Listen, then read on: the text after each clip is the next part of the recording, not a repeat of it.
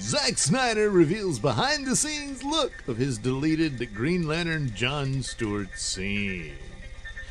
So yes, this is actually already known. We just didn't have any images of the ordeal. Zack Snyder had already described that he had shot this scene literally in his driveway of actor Wayne T. Carr that he cast in the role of John Stewart to have this little teaser scene at the end of Justice League where Bruce Wayne encounters the Green Lantern Corps. Now, I think this was the intention originally. There was supposed to be a couple of Green Lanterns. The Kilowog was supposed to be there, and he even toyed with the idea of Hal Jordan being there and wanting possibly to get Ryan Reynolds to reprise the role, and that would be a cool little, more or less, Easter egg. But maybe there was serious talks of him coming back there was this plan for a Green Lantern film, and maybe it's still on the docket. I don't know, that it would be a Green Lantern film featuring Hal Jordan and John Stewart, and Hal Jordan would be the elder Green Lantern, teaching a new Green Lantern in the form of John Stewart. And I think the idea was that Hal Jordan would either be killed off or disappear or something along those lines. And that ultimately the John Stewart Green Lantern would become the Green Lantern for Justice League films. But maybe, like I said, that might still be the plan, but they don't want it to be anything to do with Snyder because they're just spiteful. It's like assholes.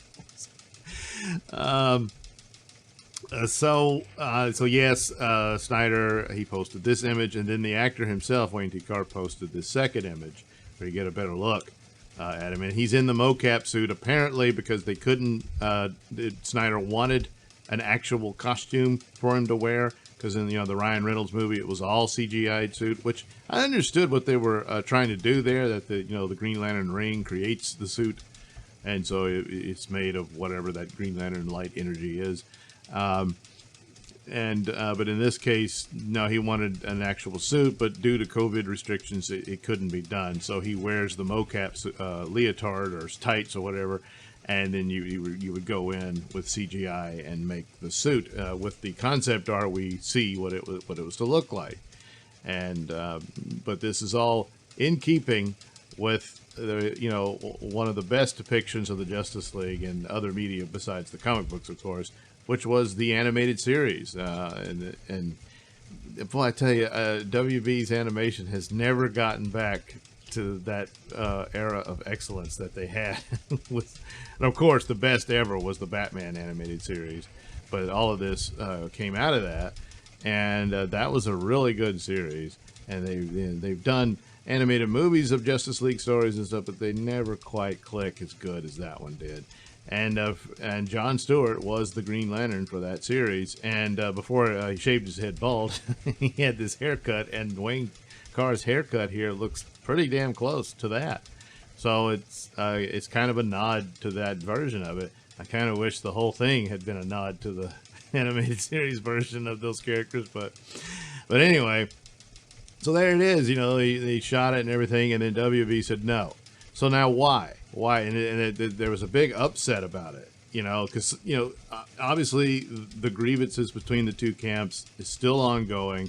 They still do not like each other, despite the war between them is detrimental to the whole thing. The fandom appears to want to see this, and and they got it, but even that wasn't really complete because he intended for a Green Lantern scene at the end of the movie. Now, apparently he had changed it too, because I thought the Martian Manhunter scene that's in there is something he put in instead, but apparently Martian Manhunter was supposed to be there alongside Green Lantern, so there's that. They wouldn't let him do it. And, of course, they're working on a Green Lantern Corps series for HBO Max and all that. And I'm assuming there's still a film in the works for a Green Lantern film, because the word that had been passed around is that the Green Lantern Corps, they've already listed the cast members. Hal Jordan and John Stewart are not in there.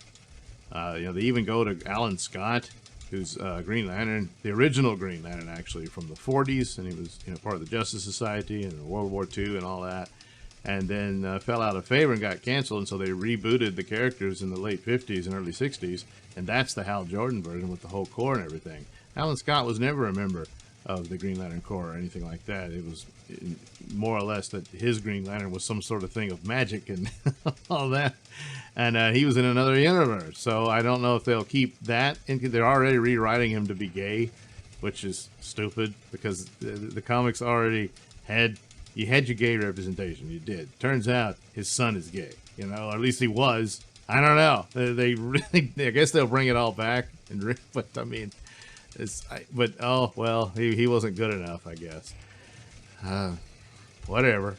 So that's what they're doing for that series. That's for so I'm guessing the movie, it might be connected to that, and maybe there'll be some cameos for whoever they cast and Hal Jordan and Jon Stewart, but that they'll do the movie separately. However, they keep going on about how they embrace the multiverse. So, and they also talk about as far as they're officially, as Warner Brothers is concerned, that this is it for Snyder's version of the characters. So the Justice League film, and that's it. So then who cares if he had a brief scene in there with a Jon Stewart in it? It says, it's going to take away from our Jon Stewart. Well, no, it would. You intend on making a crappy Jon Stewart?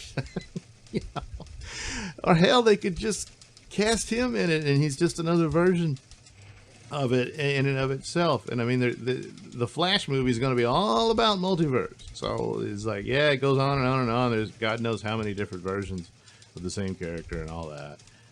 Yeah, and what have you. Of course, ultimately, there's not enough money to go around to have an actual cinematic multiverse with TV shows, spinoffs, and everything. And that's I think that's what they're fighting over in a lot of ways. But what Snyder's got going for him is the popularity of his fandom. It's pretty loud, and so that's where they are. The idea that they just hate anything Snyder. Well, you don't seem to mind his choice of Aquaman. You didn't seem to mind his choice of Wonder Woman. Oh boy, still going with that. Plus, they're crapping on David Ayer. Well, he cast your Harley Quinn. You're still wanting to keep her, so. Yeah. This is interesting to note that when it came to, I don't abide by this. I think I would normally say it's unfair, but the idea is that a lot of black characters were cut from Justice League when it was released theatrically. There you go. That's evidence of racism. No, it was all about the getting it under 2 hours and all that. But here again, another black character gets cut, even from Snyder's Justice League. So WV, you signed up with Bad Robot, who's all about making white people uncomfortable. They got to fight white supremacy, which is what Lindelof used to cover up his sloppy, lazy work on Watchmen. And he said, if you didn't like it, you must be a racist. And that's what he did. And that's typical Bad Robot gameplay here. And, you get into the woke bed, and now you got to lay in it. And so by their rules, just optics alone, I guess WB is racist. Hey, you want to play that game, do you? So... already, they're saying who could be the villains. Of course, it goes back to Jeff Johns. Heard about this and didn't want it to happen. But you can't rule out a Bad Robot who doesn't want any other. But they want absolute control over these characters. They don't want to compete with other versions of it. So, and of course, again, the hard reality of money available. And you got to compete with Snyder's ideas, and then you got your own, but you're just not going to get funded because, we're going to go with Snyder. And that doesn't mean they do both. It doesn't, unless you can do it on the cheap, which both entities are going to have to figure out if this was greenlit by AT&T, and they're going to have to split the money and do these movies on the cheap, so it wouldn't be as spectacular as it could be. And the way Snyder has set up his films, his are going to be expensive. You know, but any Green Lantern film would be expensive, so you can't have both because there's only so much money to go around. But anyway, an interesting set of events, and you know, some brief interesting images of what happened there. And it's too bad for Wayne Tukar. I mean, until now, people are going to want to just release the footage, and we'll see what he said and stuff like that. Because there's a microphone in that scene, so he had dialogue. He wasn't just floating there next to Martian Manhunter or anything like that. So, and one would hope that, look, he says, yeah, look, I did this and it was cool and stuff. That is he going to get punished by Warner Brothers and blacklisted? You know, I mean, he's just a guy who got an opportunity, and he's happy about it. You know, he's not happy that it didn't get to be seen, but you know, that's all he's doing. And he shouldn't be punished. But man, what a nasty town Hollywood is, and the spite, and even to their own detriment, this type of stuff goes on. You know, it's not just Lucasfilm. Apparently, that's just the way they are over there in Hollywood land. Thanks for watching and listening. Say, while you're still here, why not like and subscribe and share with your many friends? Yes. Also, check out my mini stores in the link description below. Yes, where you can get t-shirts, hats, mugs, all those goodies with my artwork on them. Oh, yeah. And head over to indieplanet.com and pick up a copy of my comic book, Night Night. Oh, yeah.